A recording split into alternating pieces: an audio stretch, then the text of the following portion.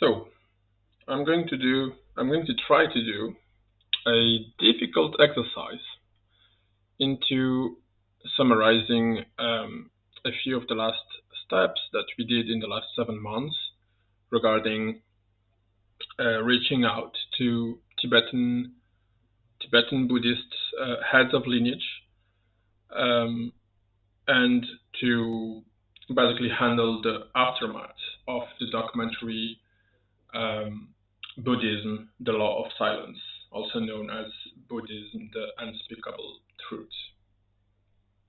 So, just to contextualize, my name is Ricardo Mendes. I'm one of the survivors and initiator of the Justice Initiative OKCinfo. It is a small group of between we were a bunch of like 20 people in Belgium and the same amount of around 20 people in France, and we basically were born inside OKC, Ogyen Kunzang Cheling, which was then visited and legitimized by countless Tibetan Buddhist teachers over the years, while the cult was being investigated by police and justice both in Belgium, in France, in Portugal. It's a very long story. What you see behind me is our website. This is the current situation that we are now regarding the justice proceedings. And so I'm going to try to come back. I mean, if you don't know about this initiative, feel free to ask questions on Twitter. Feel free to contact us through our YouTube channel, comments, anything that you want to know about our group. Feel free to just reach out. And I mean, this is not easy to talk about because this is 40 years of life, and sometimes it's a bit tiring to come back to always the same kind of questions when a lot of this information is now publicly available. I'm also aware that, of course, a lot of this information is in French, so for many people this might be completely new. But I mean, I can try to do my best to basically contextualize and share information in English or do this kind of video interviews about the situation, but in English. So, with that said, let's go back to the last 7 months, 8 months now, actually, since September 2022, the French TV channel Arte published this documentary, Buddhism, the Law of Silence, that was in the making in the last 3 years. Part of this documentary was, to be expanded originally to include the Shambhala, I guess, survivor stories. Well, that was the plan.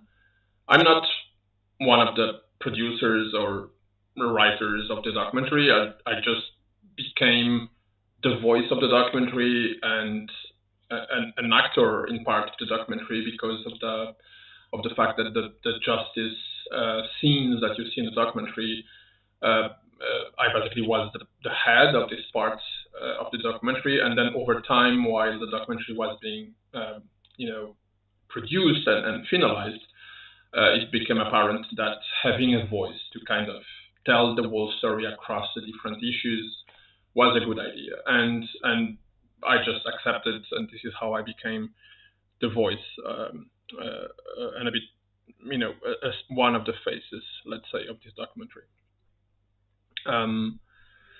So when the documentary went out, of course, France being one key Buddhist, a country where Buddhism is quite well established since many years, and because also OKC is part of the abuse that unfolded happened in France, actually, even if the cult originally is from Belgium. Um, um, it had quite an impact in France because the figure of Mathieu Ricard, his position for many years as the translator of the Dalai Lama, and for his quite often appearance on French media as a monk uh, to publicize and to talk about Tibetan Buddhism, and generally as a person that has quite some influence on regarding Tibetan Buddhism and other ethical issues in France and even at European level, and some would say globally. Uh, so of course there is a big um, um, debate supposedly about the non-appearance of Mathieu Ricard. I think that a lot of things happened, a lot of talk happened, which is going to make Mathieu Ricard's position evolve publicly, and I'm not going to talk in his name. Um, but what is clear is that when the documentary goes out, Mathieu Ricard has no idea that his name, emails, um, and the names of his masters, so Hajjama Rinpoche, Dilgo Khyentse Rinpoche, Kangyo Rinpoche, basically all the big Tibetan heads that came to OKC in the last 40 years were being used in court to supposedly advance OKC narrative that whatever happened was just the free expression of of religious freedoms, and that um, some of the allegations of sexual abuse and different kinds of practice um, were in fact Tibetan Buddhist initiations and practices, and that they fall into the realm of religious freedom. And the whole defense narrative of OKC and the lawyer of Robert Spatz was built around Tibetan Buddhism. It wasn't built about we fucked up, we recognize partly some of this, and we acknowledge that things went completely wrong. That never happened in 7 years of justice proceedings. So because of this, and because the media wasn't present at the different audiences that lasted for this is already the second trial in Belgium, and there's going to be a third trial in France. And for the two trials that happen in Belgium, this narrative of using Tibetan Buddhism as a cornerstone of their defense was deeply outrageous, and for me was properly revolting that while all of this was happening, the Tibetan heads were not only keeping visiting OKC, but we were being confronted in court with legitimacy attestations that were given by the Kashag, by the Dalai Lama administration, back in '97 when the police raid unfolded inside OKC at European level. But then you had also those legitimizing attestations documents that were also given by Hajjam Rinpoche from the ex-head of the abbot of Sechen Monastery in Nepal. And then you had also another letter from Penor Rinpoche, and you had another letter from I can't remember now. There is like 4 or 5 legitimizing attestations that were being used by OKC inside the court, and the names of those Tibetans all plastered across OKC website, which is now in maintenance very recently in the last few weeks. And So, all of this was making the entire situation unbearable, and to us, very difficult to say that, that this was a sectarian drift, a coercive cult that had nothing to do with Tibetan Buddhism, when the entire Buddhist institutions were, being used inside the court against us. So this was properly revolting, and then the documentary goes out, and then you discover that not only Mathieu Ricard is, and this is the truth, I'm just telling the blunt truth, Mathieu Ricard is first discovering that his name is being used inside the court trials, September 2022, and the justice proceedings are were ongoing since 2016, right? So the second trial was 2020. So for 8 months, the names of these guys were being used inside the court. So the scene that you see inside the documentary, where you have a lawyer using the Mathieu Ricard's name and then also using Dalai Lama's name and saying that, at some point Pat was supposedly a translator of the Dalai Lama, which is complete bullshit. All of this is just like flash of what happened during all these months. So, of course, when Mathieu Ricard, ended up visiting OKC in 2019, OKC in France, Nimadzong, Château de Soleil, with Rajam Rinpoche, I should say he is still, because there is still no official exit from OKC. There is an unofficial exit that I'm basically doing the communication of, which, I don't call this an official exit. If you exit an organization that you have been into for 20 years, at least you give an official recommendation letter that you exit the organization, and you make at least a public communication on your website, on your Facebook pages, on different channels, or at least directly against the organization, saying that you have exited the organization and that you forbid the organization from using your name, your pictures, and all of this. This didn't happen. So Rajam Rinpoche visit Château de Soleil in 2019 with Mathieu Ricard. Mathieu Ricard is invited there by Rajam Rinpoche. Mathieu Ricard and Rajam Rinpoche are close friends, and Mathieu Ricard is a disciple of Rajam Rinpoche. The other masters of Rajam Rinpoche, which are the sons of Kangyo Rinpoche, Pema Ngala Rinpoche, Jigme Khyentse Rinpoche, these people have been key into creating the fake figure of Lama Kunzang, of Robert Spatz.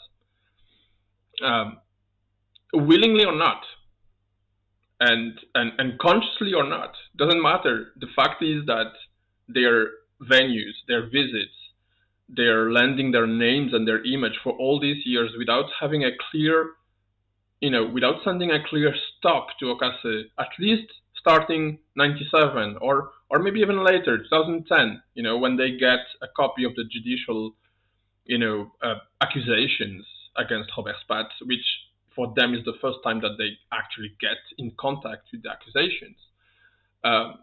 This should have been a clear moment where they say, "Whoa, we have to publicly show, that this is not something that we want to be associated with." And the problem is that they didn't do any of that.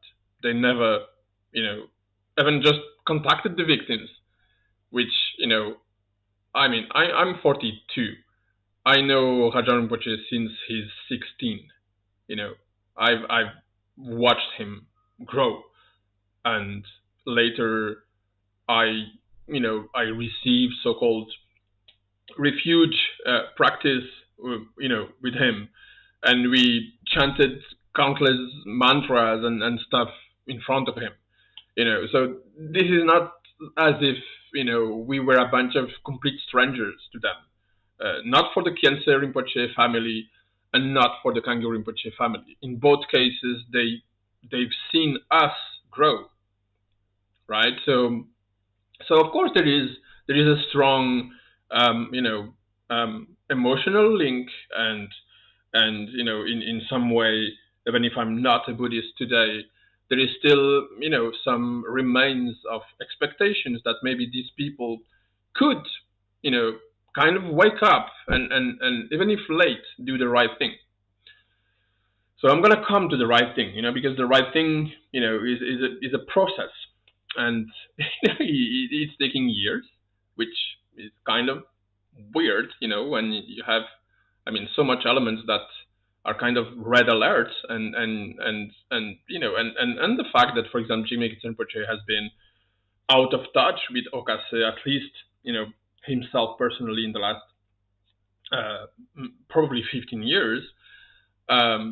But then you have contradiction with Pema Rinpoche, the older brother, still being in touch with Robert Spatz until the 20 something, and then you still have emails that are using in court to show that they communicate between those different Buddhist centers, and that they collaborate, to come to make some whatever Tibetan master come to France and to tour a bunch of different centers. OKC has been a key player into this system, into this organizing system, to bring different teachers from Nepal, from Bhutan, and from Tibet. So it's kind of hard to resume everything, but to come back, and this is so big, and my brain sometimes goes into different directions to try to give more context. But 2019, and there is this visit of Rabjol Rinpoche and Mathieu Ricard in Château du Soleil. I write to Mathieu Ricard and I try to say, stop this, and his reply is that a place cannot be forever, how do you say, a place cannot be forever, misjudged or tainted for the allegations that may have happened before in that place. I'm just saying this from memory, but this is the gist of it. And he's talking to me. He's talking with the official email from the Justice Initiative, and he doesn't realize. Honestly, he doesn't spend not even 5 seconds to actually look, and ask himself, who is talking to him, and the fact that we were born into that place. He's setting the foot in our home, right? In terms of not the property, but in terms of the place is hardly something that that we don't have a very strong link to it. I was raised there for 13 years. I was abused there for many years. So them setting their foot there, and for the consecration of a new stupa, as if business as usual, and while this is happening, the court, the cult is going on appeal against us and against the previous judgment of 4 years suspended sentence. and they are going there as if business as usual, and this wasn't acceptable to us. And this first contact was was a crash. It didn't lead nowhere, and then Mathieu Ricard went back to his retreat or whatever, and that was it. And then during all this time, the documentary is going to be made, and the main writer, producer of the documentary, actually investigated abuse allegations in Tibetan Buddhist centers for 11 years before actually writing this documentary. So there is like a huge disconnect between the positions of the journalists and the contacts with the victims and the impacts of the stories of the victims on the journalists and on everyone else busy with this and following the trial and this is crazy because at the same time, if you rewind 2010, Mathieu Ricard and Rajon Rinpoche received this justice list basically of the crimes of Robert Spatz and OKC. And instead of you know behaving like Buddhists and probably reaching out to the victims and say, can you guys explain to us what's happening, what happened? You know, they don't. They just don't. You know. Um, Fast forward to the documentary. The documentary is going to go is being produced, and at some point, um, the reality. It's very hard to speak about abuse inside a religion with someone that is up to the neck into that religion uh, without. I mean, if you come directly and you say, look, we are doing an investigation on sexual abuse in Tibetan Buddhism. Can you speak to us? The reply, uh, I'm really sorry, but this is the fact. The reply at that point in time, around 2020, 2021, would have been no. We don't. Those are rumors. Those are, you know, things that people say that have nothing to do with Buddhism. And if you look at Mathieu Ricard's behavior at the time, because he does go to some media interventions and so on between that time, and when he's asked about abuse, he kind of minimized the whole thing and doesn't, you know, understand that we're actually talking about Chambala, about Rigpa, about OKC. We're not talking about, you know, some weirdo guy somewhere in Tibetan Buddhist center that has made a mistake and this is just one rotten apple. We're talking about the system. And then if you really think about it, then you have to think about kids inside, Nepal monasteries and Tibet monasteries and so on. And you can't just say that, oh no, okay, this is just their culture, and if there is some form of pedocriminality happening, then probably it's going to be judged and taken care by court. That's not the case.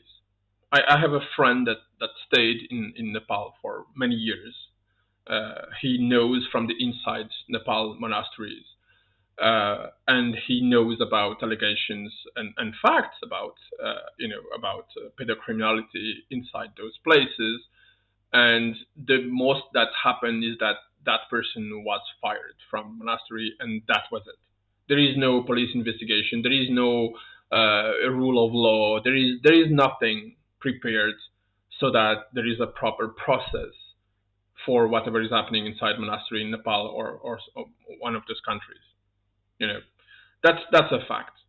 And so you can't just shrug Trungpa and Sogyal and then Lama Kunzang and then Namkar Rinpoche, and then if you actually do some research, there is at least 100 um, you know Tibetan Buddhist teachers, uh, among them probably 10 to 20 to maybe a bit more Western Tibetan Buddhist teachers that are responsible for immense suffering and crimes, you know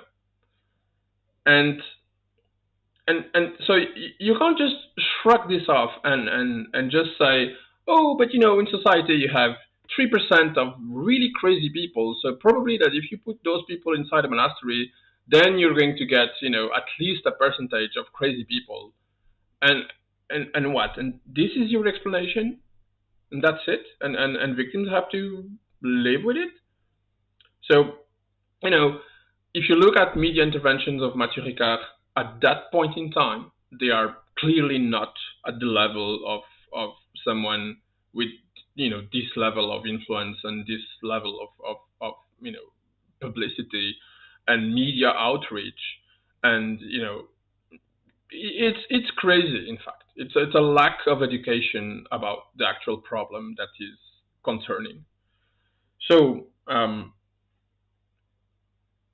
of course, the situation between the journalist and Maturika is not going to go well, because the journalists want to be able to ask questions that they want to ask. And if you look at the book that goes with the documentary and that goes into detail on what happened, you understand that using the fact that supposedly they kind of lied to the different people involved into the documentary to make their way, and then oh, they have lied, and so now the entire documentary is made on false premises, and it's really bad, and the intentions of the players in the documentaries and the intentions of the journalists is bad.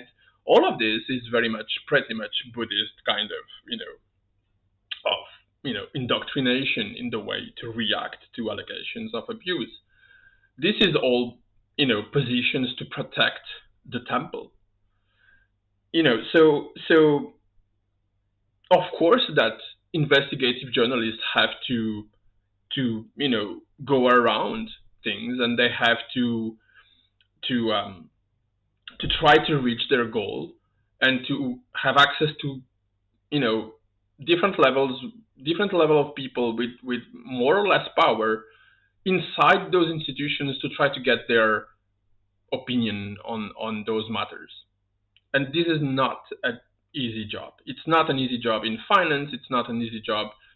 Any kind of investigative journalism is not an easy job. So I'm going to stop, defending the motivations of those journalists. I really think that they were, great intentions and great motivations, in fact, and that if you look at the actual impact inside Buddhist sanghas, inside Buddhist centers across Europe, I think the documentary has been really great. Has been an amazing contribution to have the to have the actual Buddhist centers participants to take a stance, to take a position, to ask more, and to want to have protections, and to make sure that things change from the inside so that those things never repeat again. So um, Mathieu Ricard is advised by people that I think have their own interests, and sometimes what they think is the interest of Mathieu Ricard is not the interest of Mathieu Ricard in the end. And I think Mathieu Ricard has been very badly advised, because when Mathieu Ricard removed his participation from the documentary, he actually fed into more suspicion and more distrust, instead of using the opportunity to say, okay, let's face this forward, and let's frontally, and let's go to it, and let's maybe get in touch with some of the victims. How can you be an indirect representative of your religion and at no point in time you try to reach out to some of the victims to try to have their voices? That's not legit. That's not okay. And I think institutions and people in power, any form of power, indirect power, inherited power, you call it whatever you want. When you are in such a position, you are going to get. You need to be accountable. You can't just parrot on TV, on radio, and always in dressed as a monk, as a Tibetan monk, and then say that the things that you say have nothing to do with actual Buddhism, or the things that you are known for. It's because you wrote a book, or this is all excuses. Because each of the times that you're going to go to the mainstream TV and radio and so on, you're dressed as a monk. You're representing something. Like, if I was dressed as a monk, my message here would be different, right? So This is why I'm not dressed as a monk, and I'm just being myself. So I think this is important, and you can't just parrot the goodness of I don't know, meditation and derivative products from Tibetan Buddhism, and then when things are going wrong, then you discharge from all of this, and suddenly you're nowhere to be found, and you have a very generic approach to talk about abuse and to serious allegations, that some are in court today. So this is one part.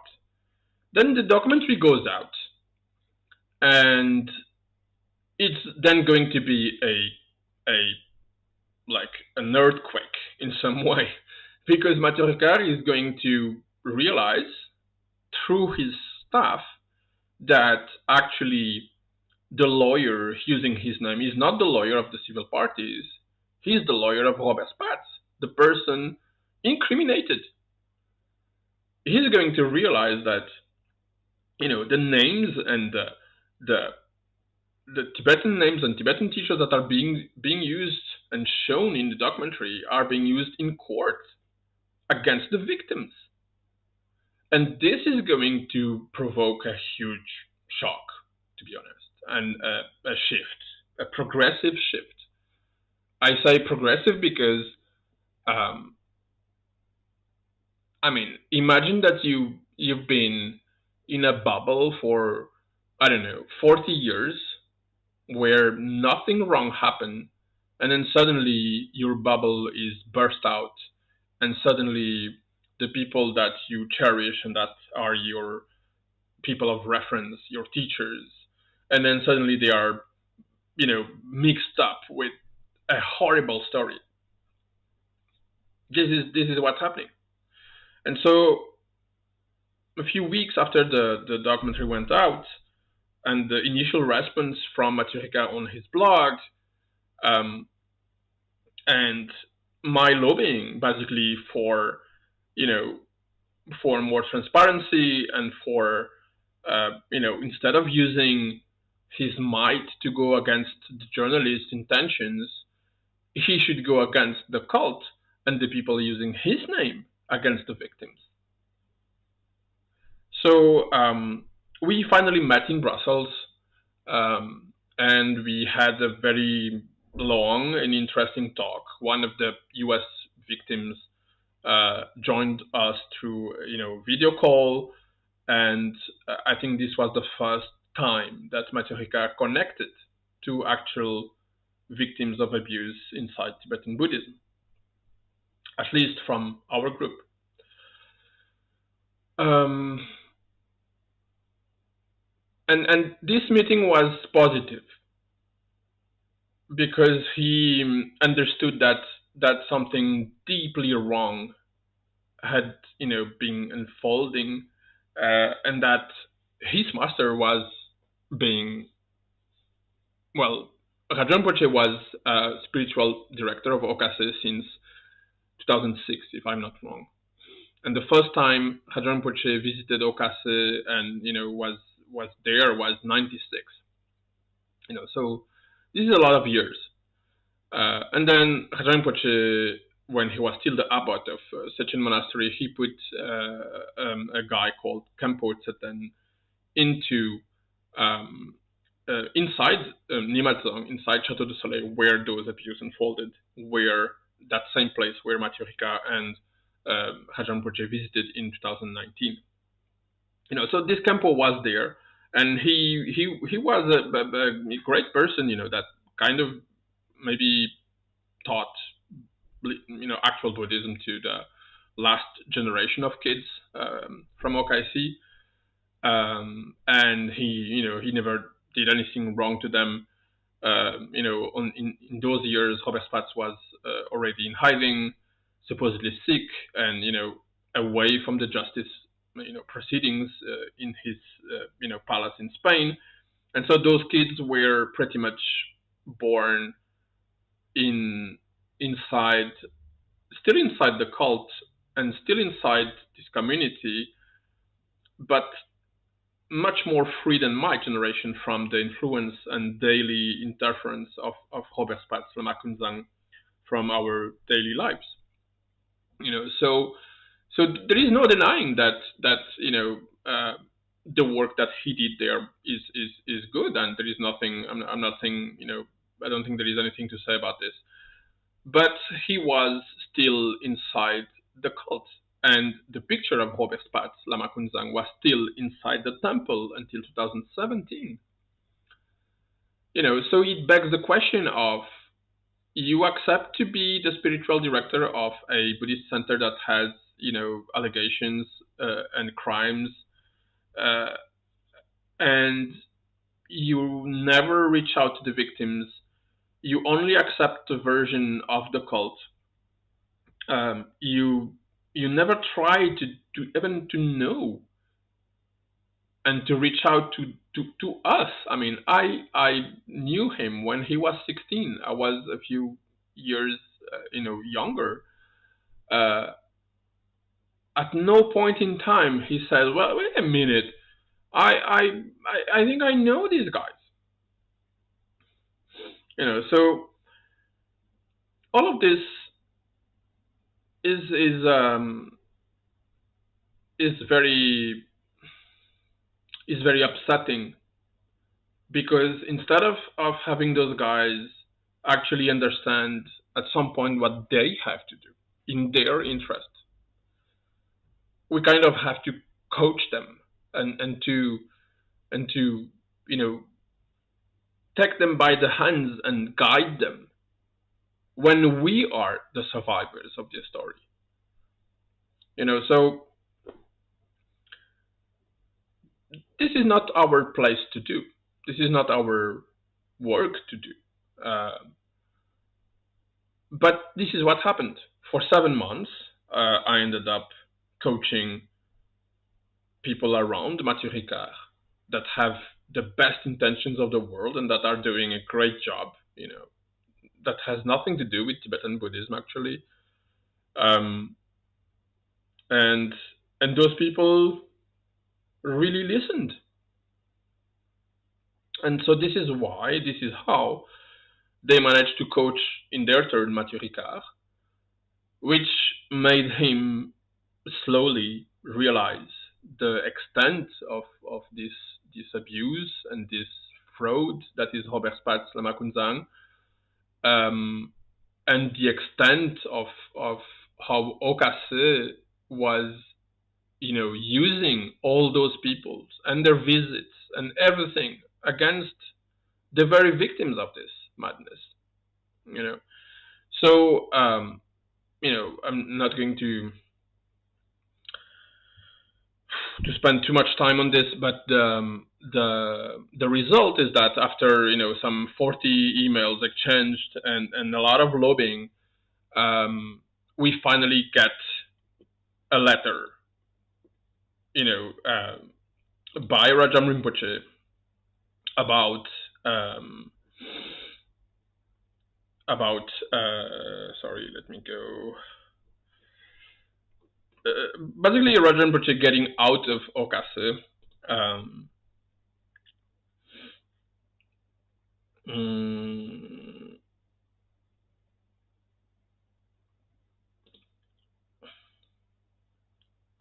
Yeah, so those are the letters that we sent to Rajam Rinpoche. This is the letter in English. If you click here, yeah. So this is the letter that was sent to Rajam Rinpoche from one of the victims, and this is the second one from another victim, 2017. Letters that he never replied.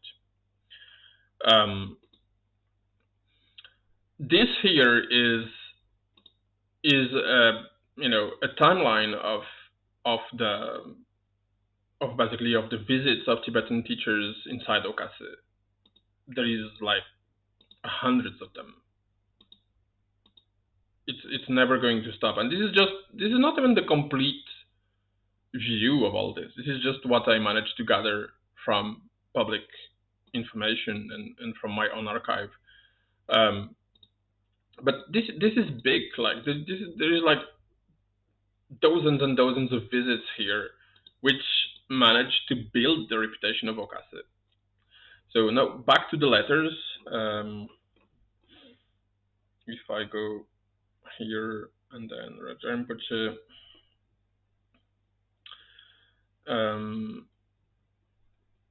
yeah, this is another those timelines. So this is the letter in question, and this was, you know, published on the 10th of March, 2023. So I'm going to read it. We have taken the full measure of the unspeakable suffering of the victims of Robert Spatz, alias Lama Kunzang, and deeply apologize for not having acknowledged these earlier. We feel profoundly sad for them and regret that their suffering and trauma have been ignored for such a long time. We will also conduct a ceremony dedicated to them, to which they will be invited to participate. The ceremony will be held by a representative of such a monastery at a mutually agreeable place and time. We have decided that it is no more appropriate for Sechen to be associated with OKC, Ogen Kintang Chuling. We pray that this will bring some solace to the victims. And then it is the signature from the current head of such a monastery, Kampo Gurmet Sultrim, and the previous head of such an monastery, Sechen Habram Rajon Poche. So this is to put, on the side of these kind of attestations that were produced in '97, stating that Lama Kunzang was, legitimate Buddhist practitioner and legitimate Buddhist center. So I mean, for us, it is good that this letter is out, even though, if I go into the details, we asked about a ceremony, if a ceremony was taking place in Nimazong, in Chateau du Soleil, where the abuse unfolded, where Khenpo Tseten was present for almost 16 to 20 years. We don't see ourselves to go to India or to, I don't know, to a place that isn't Nimazong, that isn't the place where the abuse is unfolded, to organize or to participate in a ceremony with Tibetan teachers that we don't recognize as teachers, or that we are not Buddhist practitioners from any of us. So it's nice. It's nice, and there is some wording to acknowledge the time that elapsed between all of this. But my real demand was that they at least acknowledge 2010 as the first moment that they get, the actual list of the crimes, or that they acknowledge 2017, which is the two letters that they got from us directly. And so without this, it's a bit hard to, to feel that this letter is the, is at the level of what it could have been. And at the same time, I realized that like there is no other cases in history where such a letter was given to any of the victims anywhere. So it's good. But then the downside is that this letter, instead of being published on their own, channels of communications, instead of being sent with a formal, in a formal legal way to say that they exit Ogen Kintang Chuling, this is sent to us, and we are invited to publish them on everywhere we want and to use them however we want, and to set them to whoever, and that's a bit strange, to be honest. You don't make an exit of an organization that you have been inside for 20 years, and you do it by the small door, um, without, a public official announcement of the distance that you're taking from this organization. I mean, that's the basic. And we made such a request. It was very clear that we made all those requests. But that's what we got. And so at some point, we just, you know, stopped to be even trying to get a better letter, because that's all they got, you know. So, it's good and it's not enough, and it's frustrating, and at the same time, it's amazing. And that's my position, because it's contradictory, but because life is contradictory. You know, they say that not everything is black and white, right? So this is a demonstration of this is good and this is bad. So anyway, this is the result of 7 months of lobbying, and Maturika was a key in in making this possible. Um, and the staff around Maturika was more than the key. They were the door. They were the actual person that did, a lot of the pressure, a lot of the work, to make this possible. So yeah, thank you to them. So just to finish and maybe try to wrap this,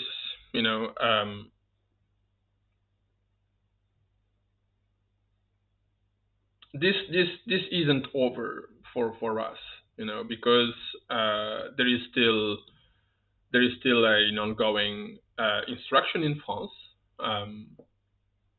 If you look at the timeline of events here on the right part of the screen, you can see that this is a very long, very tiring, and very excruciating journey to get some justice. And that even if today, around, I think it was December 2022, Jigme Rinpoche from the Kangyur family, he finally wrote a letter to us, directly, and acknowledged some of the issues of, for example, not, and this is quite typical from the Tibetans. They thought that by going to OKC and by supposedly teaching, real Buddhism, then the adepts were going to realize the difference, and then they were going to take the responsibility, and then maybe they would, change teachers, or and that's without taking into account the reality of that community, where most of the adults were previously, indoctrinated by Robert Spatz and Makunzang, and they were, they had no financial autonomy. They didn't have any ways, to take back their children, for more than the majority of them. And so this is a very complex story. It's a very complex situation, because each case is different. There is no one single approach to judge, or to to see the relationships between adepts, parents, and their kids.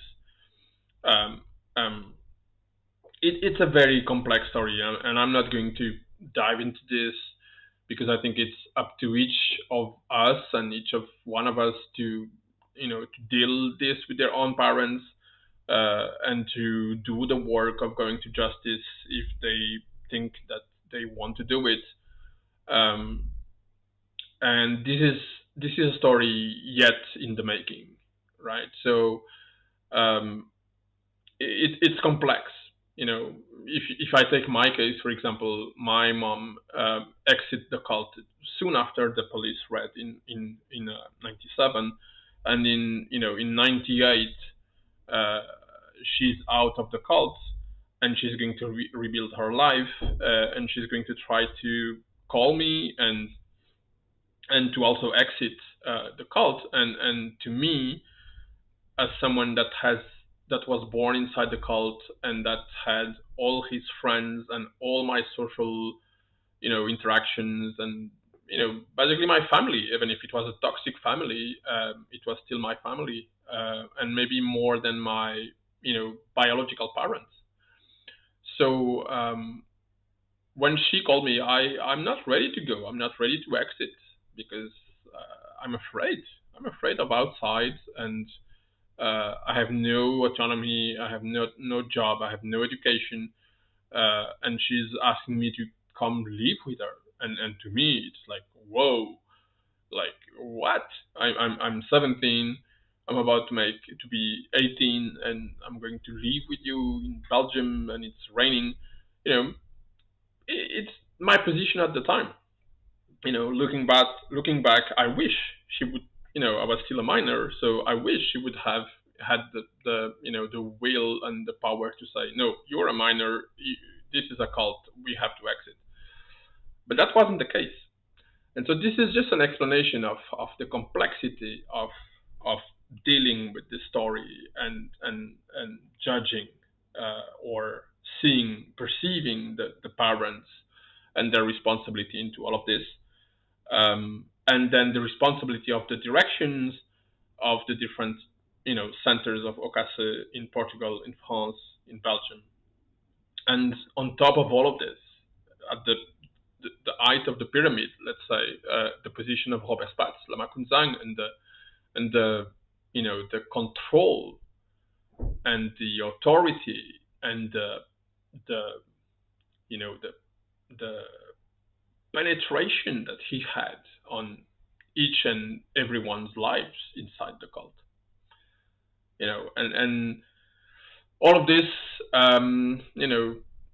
this is something that is going to be dealt with by each and every survivors of this story. And then we hope that the courts in France are going to do their job, and this is not going to last another I don't know, 6, 10 or more years. And we hope that one day Robert Spatz is going to be arrested, and that he's going to face physically justice in France, and that he's going to be condemned, and that the people that were part of the direction of the different OKC centers in France, Belgium, are going to be facing the responsibility, and that we're going to be able to put a final chapter to this story by closing it. Yeah. So that's pretty much my take on these events. And just to connect back to the recent news of this Dalai Lama video going viral on different social media platforms.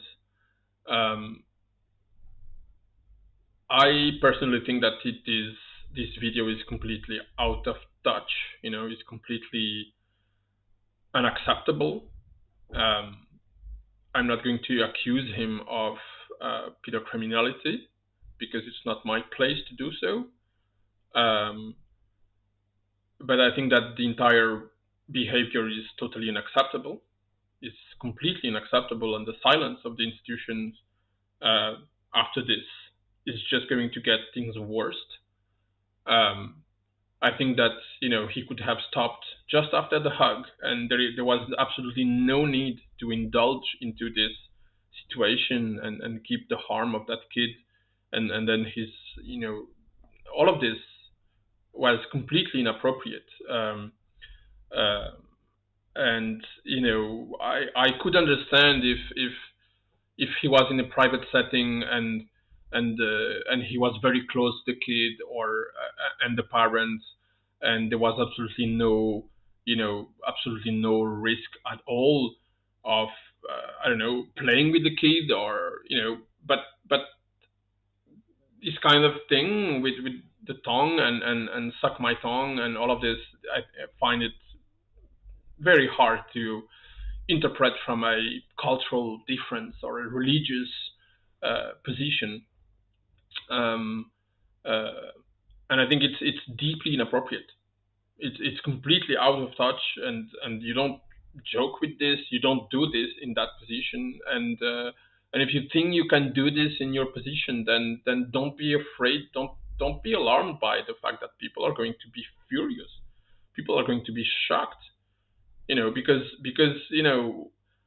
what's interesting in all this thing is that people are deeply hurt because they thought that Buddhism was maybe one of the few religions not concerned by this kind of behavior, and suddenly a figure that is a global figure suddenly is shattered down by his own behavior.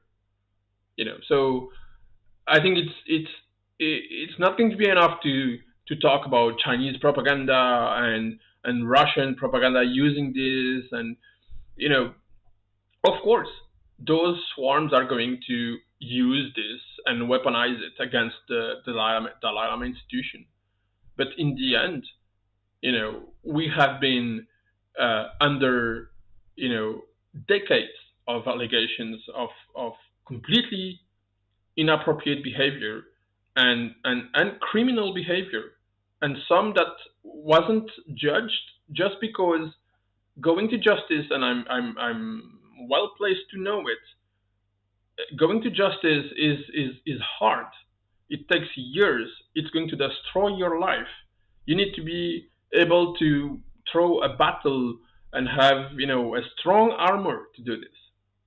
And so all the people that have suffered abuse inside Tibetan Buddhist centers and then have been thrown out and made like the pariah of these centers in which they took refuge for money, and they abandoned their discernment and their the direction of their own lives sometimes for these centers, and then suddenly something happened to you, and instead of having the community helping you, the community is helping the abuser. The community is trying to justify the abuser.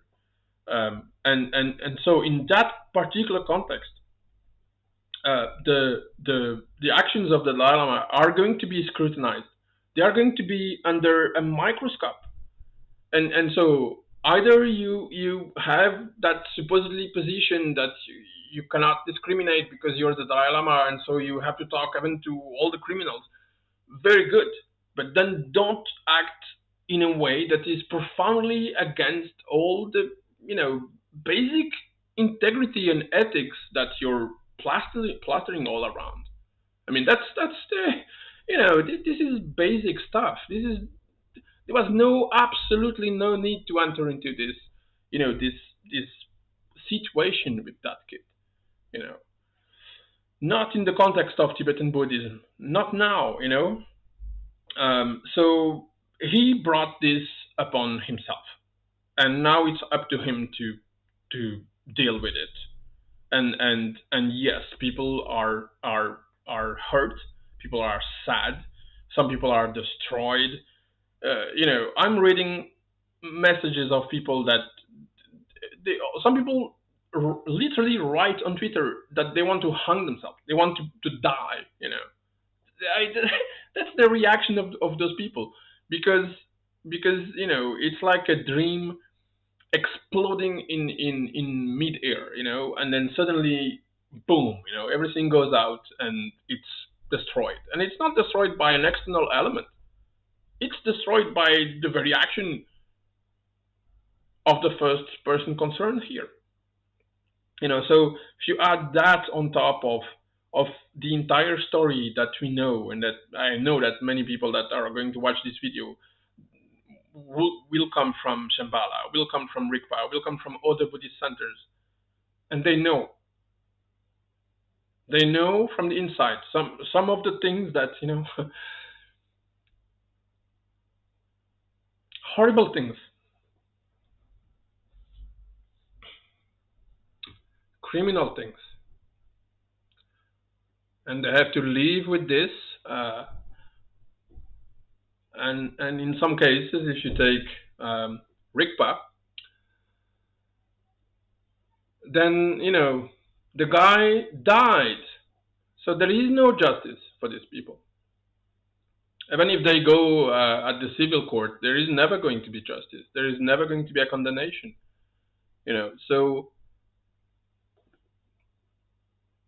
people shouldn't underestimate the the the experience of all these survivors, all these people. They shouldn't judge them just because they go against their own dogma and their own religion. If they are actually Buddhist, they should support them. And that to me is what's missing inside Tibetan Buddhism. It's completely missing.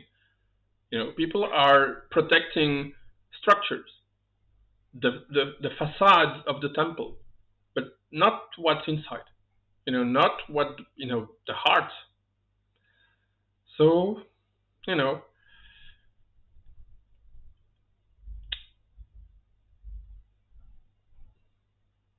this is how it is.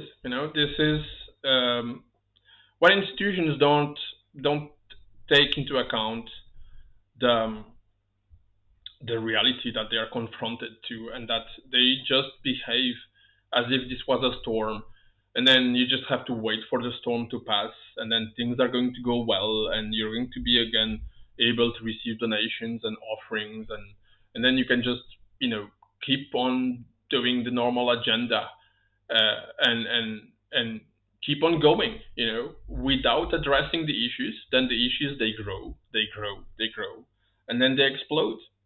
you know so the best thing that Tibetan Buddhism can do is to address those issues and stop behaving as if this was a rotten apple. Stop behaving as if this was just a small cases. No, there is. The Trungpa issue is like the elephant in the room, and then the Rigpa issue is big. You can't just take like dozens of people that have been abused, sexually abused, spiritually abused, physically abused, and then you know those are the biggest heads of Tibetan Buddhism in the West, and we're going to pretend that this is just rotten apple.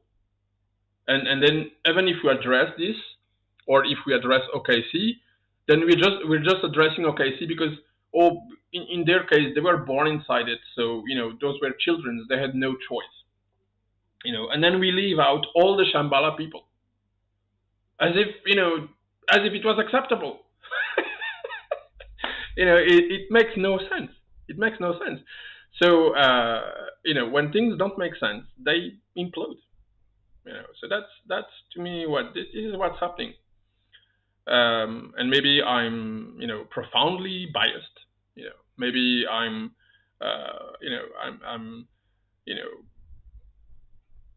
using this. Some people always say that I'm using this against Tibetan Buddhism. I say that if Tibetan Buddhism wants to be at peace, Tibetan Buddhism has to talk and address the issues. I could go on with my life and completely stop, addressing this, provided that things get acknowledged. It's very simple. Huh? If you did something wrong, you acknowledge it, you ask for forgiveness, and you try to do something, anything in your power, in your place, in your in the influence that you have, to make sure that things change. It's basic stuff. So what's blocking Tibetan institutions from behaving in such a way is that, first, Western people are delegating their own power to those masters, to those teachers, and they are not taking things into their own hands. We need a charter. We need a charter. And I'm saying we. I'm not Buddhist anymore, but I mean this is basic stuff. We needed a charter, ethical charter, back in '93. and Dalai Lama was supposed to sign it, and then the institutions didn't sign it. You know, we don't have to wait for the Tibetan Buddhists to realize that there is something missing and that we do need an ethical charter. And if they're not able to do it, then we have to do it. People that consider themselves Buddhists and people that want to be in relation with a sane and non-toxic philosophy, if you want to call it a philosophy and not a religion, not a dogma, not a cult, then you have to clean the temple. It's a basic preconditions for a sane environment where people are not attacked and hurt and where Tibetan Buddhism isn't a source of suffering. This is the basics. So I guess I've said what I had to say. I hope this maybe can create some interesting discussion and some interesting debate about all of this. I'm going to upload this video to the Reddit of Shambhala and maybe to some other Reddits. I'm going to upload this to our YouTube channel and let's get the ball rolling. Let's have some more advances. Because in the end, that's all that matters, is that those things never repeat again. That's it. It's the right thing to do. Is those things can never repeat again, and for us to have more discernment and to never delegate our own, will and power into the wrong hands. And sometimes the wrong hands have a nice shiny face and they speak amazing words that align together, give you feelings and sensations that you think you have found the answer.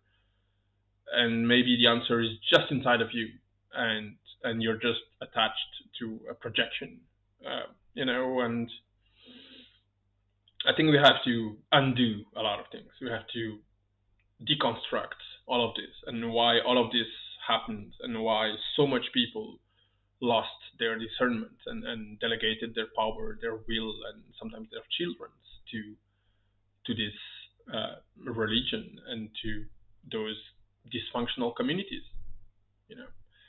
So I think if we manage to do this, then we can have a good legacy, and maybe in the future there's going to be different systems implemented at both European and national level, and then at each center's levels, so that those kinds of things never happen ever again. And don't get me wrong, you can be and I know for a fact, I know a victim that has been doing the 3 years traditional retreat, and the teacher wasn't Tibetan, wasn't a Tibetan per se, wasn't a Tibetan Buddhist himself, was a Western Tibetan Buddhist so-called teacher, and that person abused sexually that person inside the 3 years retreat.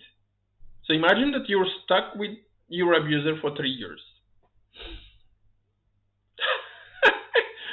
You can't just leave those things because this is how we used to do it for hundreds of years, and now this is how it's going to be implemented because this is how it was supposed to be implemented.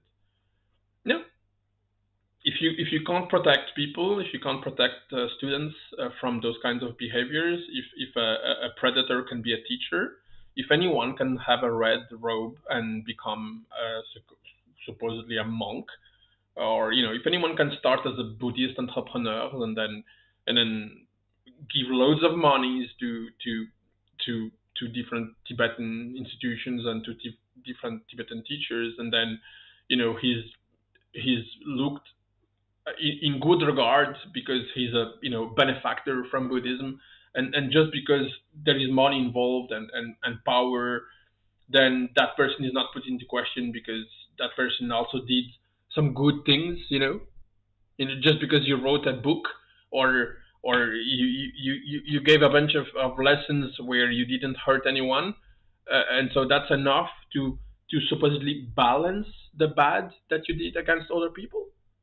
No, no, I think you cannot have people that are both a teacher and both a predator inside a religion, inside a philosophy, and that integrity matters, and that those people they managed to do this because other people inside their the secretary inside the different level of powers of each of those centers enabled this, and they have a responsibility, not just the teacher.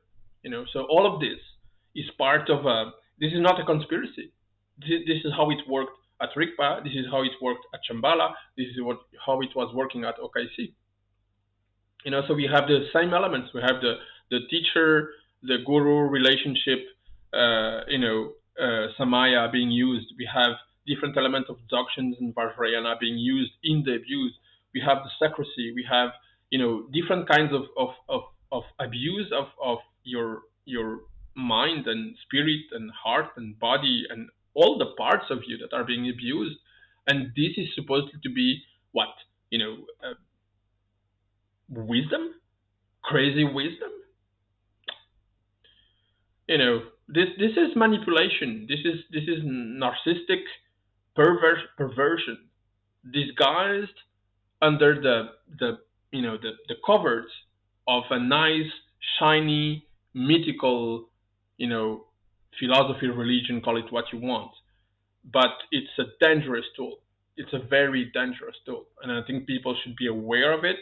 And Tibetan Buddhist centers and Buddhist centers in general uh, should build the proper defense and the proper check and balance to make sure that there is no secret honor relationship that you can have with a teacher, and that there is no exception, because exceptions are the conduit from which the abuse are taking place right now. So we have to tear them apart and clean things up. And I hope my very sincere uh, talk and contribution to this might help.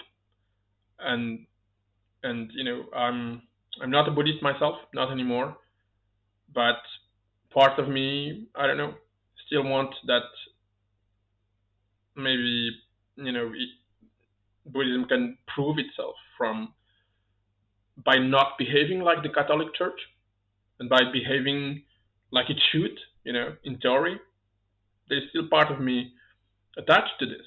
I'm not going to deny it, but I have not much hope.